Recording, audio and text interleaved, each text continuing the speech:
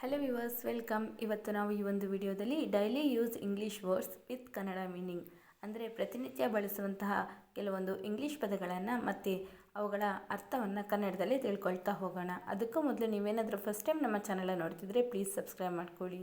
ಆಗ ನಾವು ಯಾವುದೇ ಒಂದು ವಿಡಿಯೋ ಮಾಡಿದರೂ ಸಹ ನಿಮಗೆ ನೋಟಿಫಿಕೇಷನ್ ಬರುತ್ತೆ. ಓಕೆ, ಈಗ ಸ್ಟಾರ್ಟ್ ಮಾಡೋಣವಾ? ಓಕೆ, ನಾವು ಈಗ ದೆನ್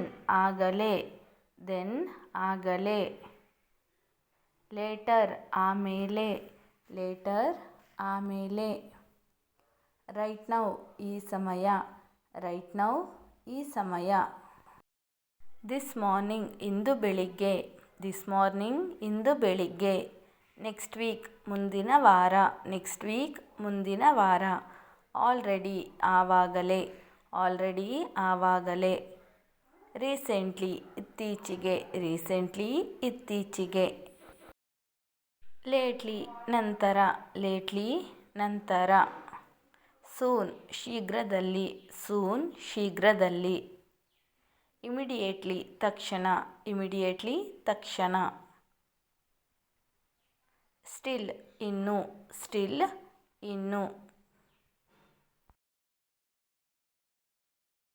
ಎಗೋ ಹಿಂದೆ ಹಿಯರ್ ಇಲ್ಲಿ